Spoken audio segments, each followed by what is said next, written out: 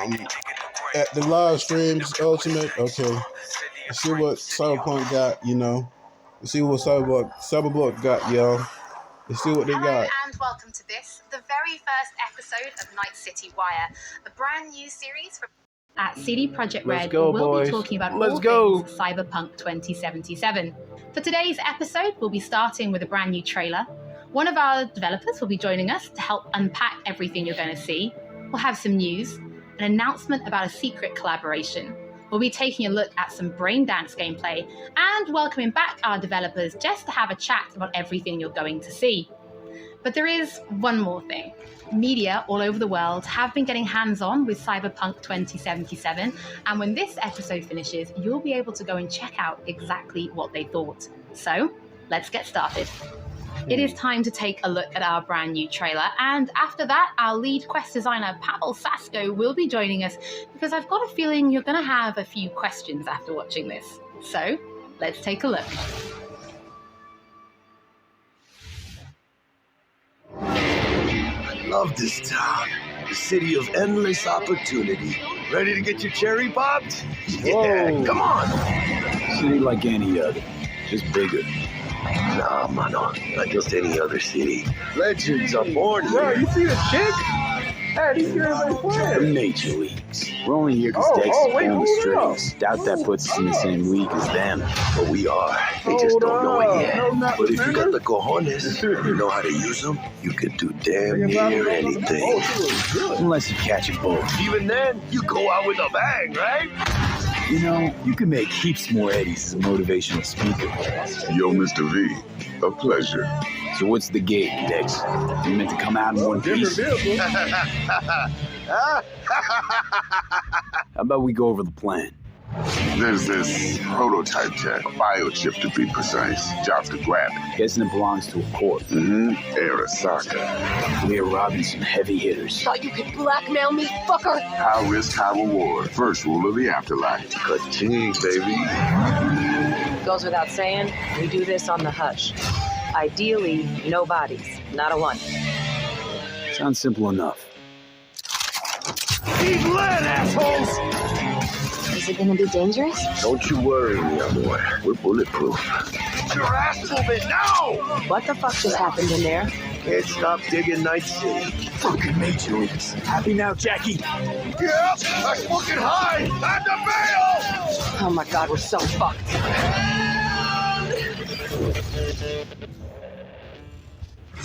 Dex, what the fuck? Can't risk it, V. And you, who are you? Fuck.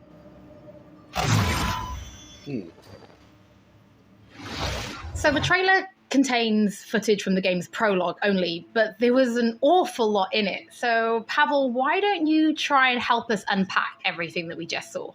Oh yeah, I mean, absolutely, I can try. So what you have just seen is only the prologue of the game. So that awesome stuff is only happening in the first few quests. What the trailer shows you is really our stage, the Night City. You know, this gigantic city built of 6 completely unique districts, surrounded by the 7th one that we call the Badlands. As a player, you are meeting Jackie. Jackie's your friend. Now, they together are trying to reach out for something that is very precious. They're trying to reach out for this chip of immortality, this gateway to eternal life. Jackie introduces you to Fixer Dexter Deshawn. He's a very important person in the social ladder of Cyberpunk. He is able to provide the player with various jobs and contracts to be able to gather money, to be able to modify their bodies, push themselves to the limits, to put their hands on the chip. But as you can expect, not everything goes as planned. But to see it, you will have to play the game. There are an awful lot of really cool things in this trailer, and there's a few that I would just love to talk about a little bit more for the people at home. So let's start with talking about a gang called the Mox. Now, we see a few flashes of them in this trailer. I personally think they're really cool and one of my favorites, but can you give us a little bit more information about them? I'm so quiet because I want to know what's going on. The Mox is one of the gangs that player is going to interact with throughout the game. The Mox is the gang that has been formed in 2076 after death of Elizabeth Borden. She was called Lizzie. Now, she was an owner of a brothel, and former sex worker.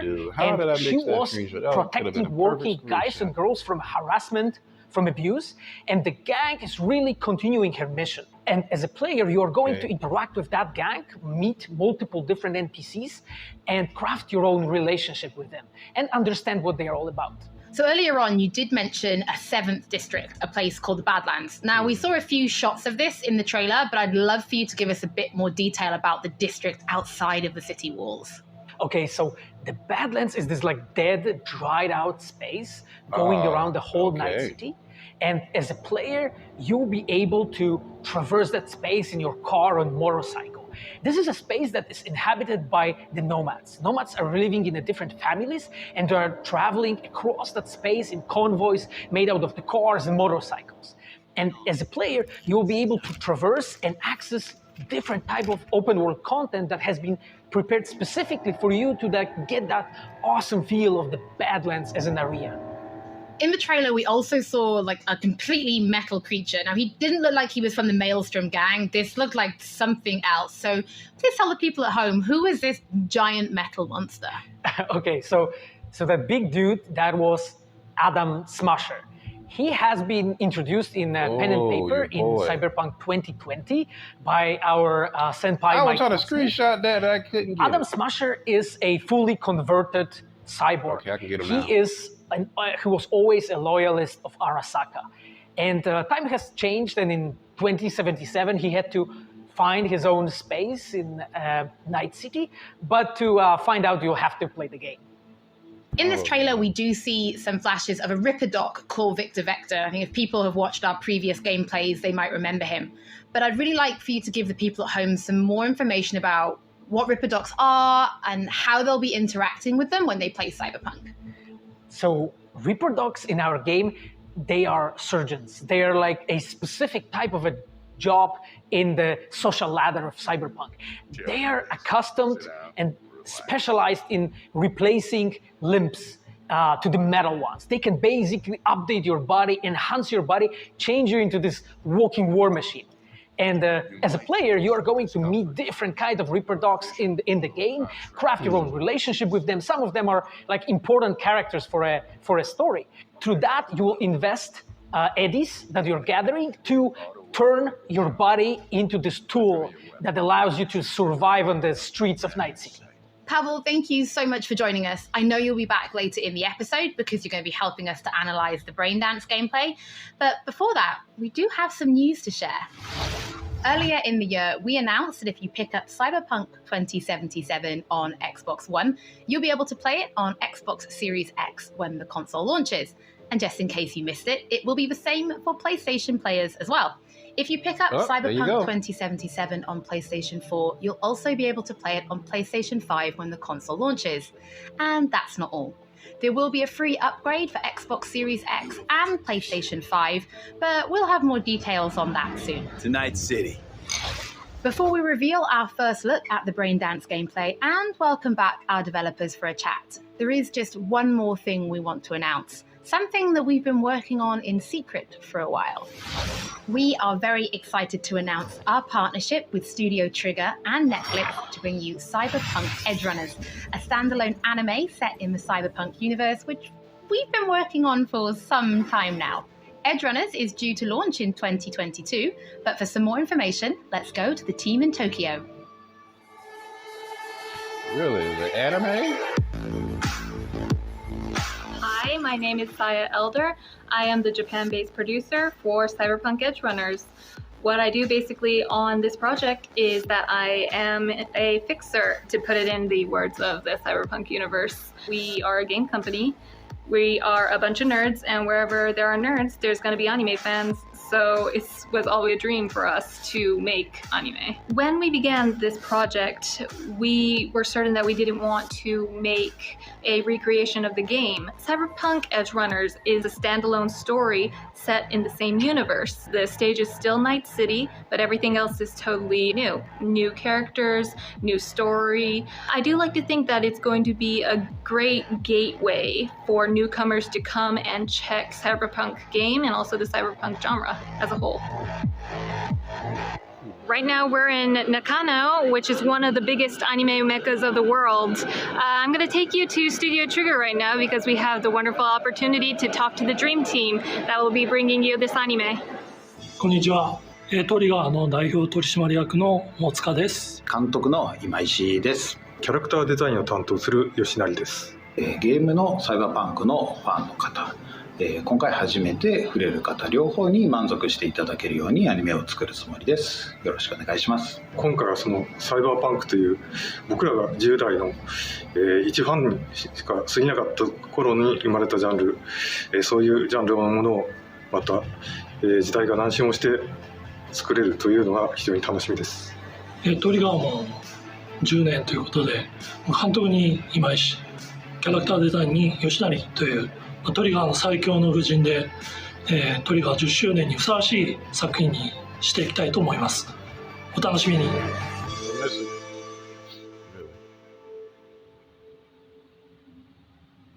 Wow, they're making an anime, dude. It looks nice. Now it is time to show you some gameplay of Braindance. This is a feature that you'll experience when you play Cyberpunk 2077. Braindance is essentially a recording of somebody else's experience. It allows you to relive their sense of sight, smell, touch, and even hearing, all thanks to a special device. After the gameplay, I will be welcoming back Pavel Sasko. I will also be joined by Patrick Mills, our senior quest designer and all-round lore master, who will be helping to answer your questions and give you some explanation on how you'll be interacting with Braindance when you play Cyberpunk 2077. So, let's take a look. Plan simple. Do nothing odd. Don't get creative. You go in, snatch the cash, get out. And we sell the BD to those psycho freaks from the studio. Got it. And remember, everything on full blast. They'll spot us extra for a wicked adrenaline high. Okay, on you go.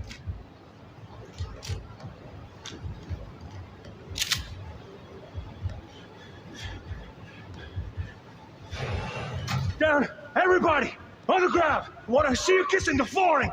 Money, now, or I will fucking drop you, I swear to God. Well, yeah, hey, now, before I blow your fucking head off. Wow.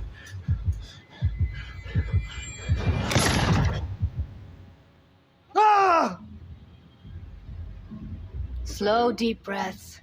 Your cortisol and adrenaline spiked, but the soft activated your hormone blockers. Nothing happened. You're alive and well. She looked good, though. That was too much.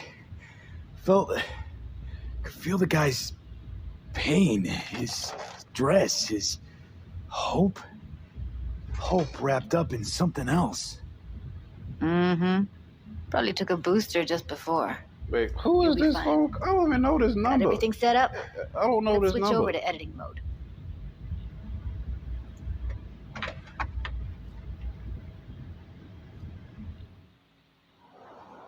I'll sever the link to the BD Roller's sensory array. You'll be able to look around freely. Whole scene's yours. Full cam control in analysis mode, so move around, zoom in and out, whatever else you come up with. Think of it as your own little sandbox. So analysis mode, you control playback. Can even pause when you feel the need. Then you use the editor console to unpause. Try it.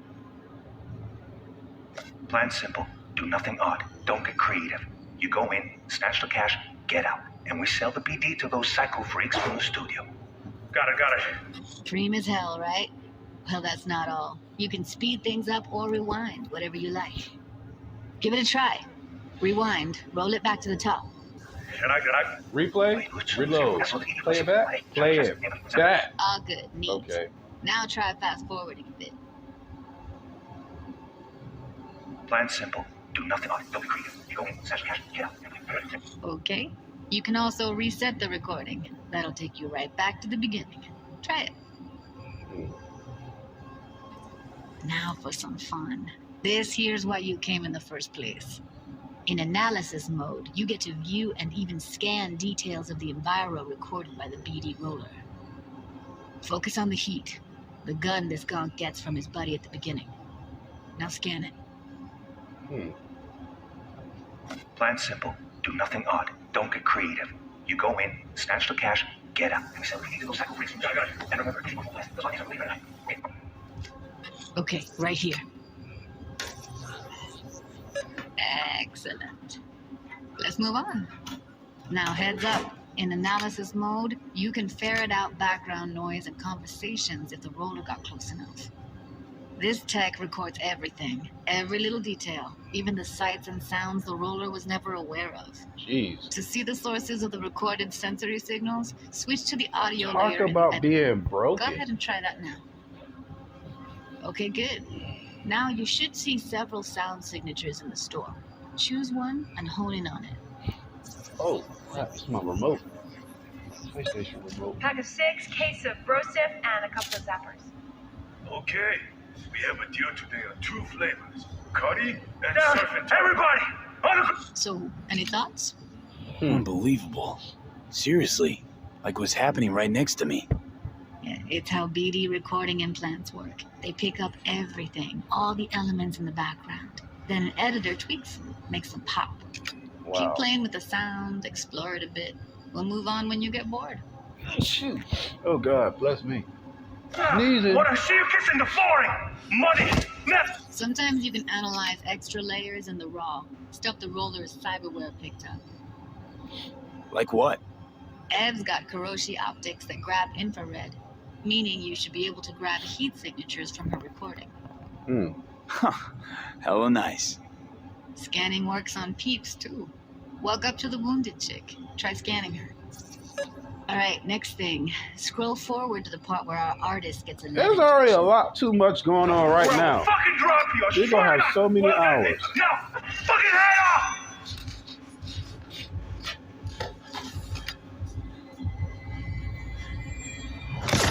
See that? They shot him and he never saw it coming. But you will. Here it comes. My favorite part of the game. See the blinking thing over the entrance? Surveillance cam. Must have caught our shooter. You'll see in a sec. Cam feeds to the screen behind the clerk. Roll back to where the screen's in the kid's field of vision. Then scan it.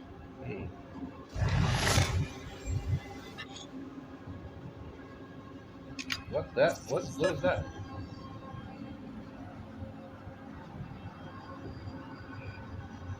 Really? Is that his homeboy? His own Chumba shot him. Wow. Maybe planned to all along. His own Must have got a homeboy. nice slice of cred on the black market for a BD like this. BD freaks are ready to pay a preem for a real flatline. Anyway, He shot if his you've seen enough, you homeboy, can yo. exit. His own homeboy. That was crazy, dude. Yeah, it's impressive, right? It's too bad most of the BDs we do here are only good for flogging the log. So Braindance is a pretty big part of the Cyberpunk universe. It's not just something used for adult films. There is an awful lot to it. And there's 2 sides I'd really like you guys to help me explore. First is the lore, so how this actually fits into the universe. And then there's the gameplay side, so how players will be interacting with it. So Patrick, could you tell us more about the lore of Braindance? I would love to. So in the world of Cyberpunk 2077, Braindance was invented way back in the early 2000s at UC Santa Cruz.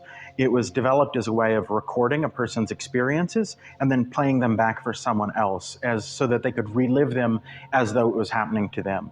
It was originally used for things like therapy and prisoner rehabilitation, but by 2077, it's become this global media industry, including things like movies, mass entertainment, things like that, video games, some interactive things, and of course, adult fare as well. Now, in our game, we deal a lot with black brain dances, or XBDs as we call them, and there are different types of those, but the one that you saw in the trailer just there. Oh, crap. Are you going to do the buffering now? Not this again. Where the person recording it actually died. Oh, here we go again. Okay. Oh, they buffering. They is buffering. They is buffering. It's definitely not me buffering. The thrill, Yeah, but it was them buffering a that mercenary time. can also use them for various things, and you'll see that in the game, of course. And from the gameplay perspective, we have been working a lot throughout last years trying to figure out the best way how to use the Braindance in the game as a mechanics. So what we have settled on is this Braindance editor mode. as a player, you will be able to run the braindance in the editor mode and see different clues that have been registered on the peripheral of given actor. Now, as a player, you can slide on the timeline of the recording back and forth, trying to uncover different clues. And that clues are actually telling a story in the game. So, as a player, you will run different investigations that will lead you to different mysteries, and you will uncover them actually using that braindance as a mechanics in the game. So, as Pavel was saying, we use Braindance as a storytelling tool. It's not a collectible. It's not something where you're going to go in and you're going to play it and you're going to be like, I've seen this before. What we use Braindance for is to give you a keyhole into the life of the residents of Night City. And we can explore things like childhood trauma, religion, various philosophical ideas in a way that you might not otherwise experience in a story about a mercenary on the tough streets. So we've tried to talk about some of the aspects that we think the community will find really exciting, but while you're both here, I'd love to know, what is it about Cyberpunk that you guys are really excited for? Patrick, why don't you start? So one of the things that I'm most excited about in this game is the characters and the way they interact with the world. We've got this really interesting world that stretches all the way back to the Cyberpunk 2020 source material and all of these events and all of those things, but those don't mean anything unless they connect with characters. And so when we come up with a character, we start with their function. What is this person? What do they do in the story? But we don't stop there. We go back and we figure out, what was their childhood like? What was their upbringing like? What kind of obstacles did they face in this harsh reality, and did they overcome them? And how did they overcome them, or did they not overcome them, and why? And you can see all of those things in their environment, in their dialogues, in sort of how they operate in the world. And we come up with that for all of our characters. Now, you look at someone like Victor Vector, and you're going to see stories about his past in his environment and in his dialogue. We come up with that stuff even if we don't use it in the game, because it helps inform us as to who these characters are. And for me, I would not be myself if I would not say that I'm the most excited about our quests. Like with our Witcher 3 team, with Patrick and like everybody that has stayed with us since the Witcher 3 time, we really have grown so much. We have learned so much, and we have used all that experience to put them into the quest that we have made. And you will not find really a filler in this game. Like everything has a meaning. Like we put so much effort into making sure that everything is rewarding, is interesting, is talking about characters, as Patrick said, is talking about worlds, is talking about emotions, like touching the player in a really, like a real way. And I just can't wait to find out what you think. Pavel, I know you mentioned story and quests and writing quests, and when I was last in the studio, I had a look and I saw a notebook on your desk, and I would love for you to show everybody this notebook. Okay, Holly, I mean, you asked for it. So this is my notebook. It says Salsa Quest Designer. The reason is because I dance salsa, and I'm a quest designer, so you know. So I started this notebook actually when we were really starting Cyberpunk. At the very beginning, I wrote like a first note, and it says pretty much something along the lines of that we were starting with a prototype. And then, I kept on basically noting things that we've been working on for like next years. I remember once when our concept artists actually approached me, and they said that they want to take a look on my notebook. I was like, what for actually? And they took some pictures, and they told me, because we are looking for a reference material for notes of a psychopathic killer. You may find maybe some of my notes in the game. Pavel and Patrick, thank you so much for joining me. I'm pretty lucky because I have read some of the stories that you and the team have written for Braindance, and I'm pretty excited for people to discover them. But before we do finish today's episode, there is just one more thing we'd like to talk about. Earlier in this episode, I mentioned that media have been getting hands-on with the opening of Cyberpunk 2077, and they should be posting their impressions right about now. And if you missed anything from today's episode, don't worry, we'll be uploading everything to our channels very soon. And finally, on behalf of everybody at CD Projekt Red, we just want to say thank you so much for joining us for this very first episode of Night City Wire. But don't worry, we'll be back with episode 2 in just a few weeks. So we shall see you soon. Wow, dude. That's it? Snickers. I'm just gonna get right into it because now you guys are free to talk about actually playing Cyberpunk. Oh no. Do you want to take it away, Jake? What from that presentation had you already seen? Okay, so it's just people who played it, but yeah. Anyways, y'all, I'm out. I'm just probably gonna, listen to them, maybe, or just play some Gil on Street Fighter 5. Anyways, I'm gone, y'all. I'm out. Peace.